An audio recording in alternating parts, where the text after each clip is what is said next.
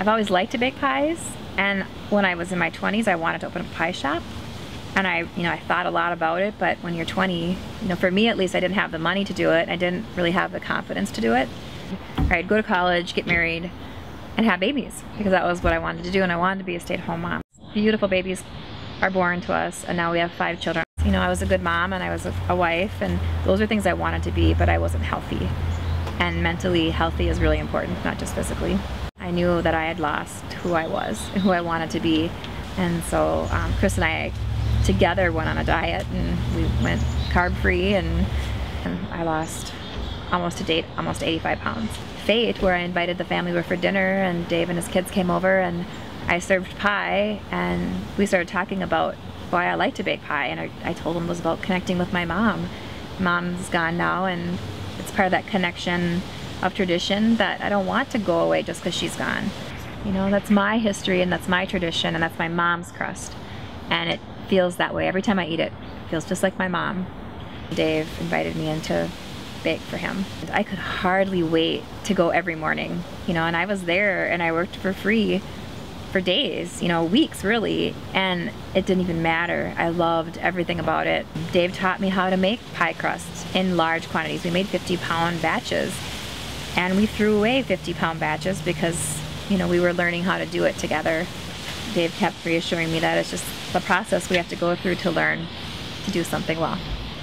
And so when we figured it all out, we produced a really nice pie and sold 250 pies for Thanksgiving.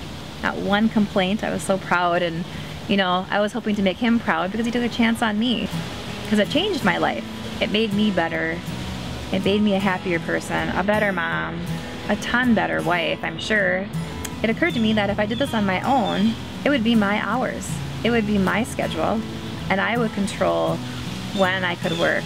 I went to one business seminar. It was a lunch and learn type thing. That one of the things was, you can have a business that's like everybody else's, but it's not probably going to succeed, because you have to do something that's just one step above. What makes you different? Why would you buy my pie versus all the other pie chains out there? What makes yours better? And I found my first beer pie, and I made it, and it was horrible. It was so confusing in my mouth. It looked like a pie, but when you ate it, it tasted like cake. It went in the garbage really fast. And once I, kind of figured out how to do that pie, then I changed that recipe into my own recipe. And then from there, I found different local places. And when I called the brewery, I called Lift Bridge and left them the cold call saying, I'm a new baker and I wanted something different with my pie. How about putting your beer in it? And they called back. And at that point, that's what changed my business. I had received an email from Chris saying, I heard about you and I would like us to maybe meet and see if we could, talk about joining our little businesses together. It's a big deal to go to Amit's and get your apples and have a carameled apple or a donut. And I definitely have seen that now, being there this fall. And this building is full of traditions, and that feels good to me. It feels simple and traditional, and I just feel like I fit there. I just feel like I'm like one of the family now.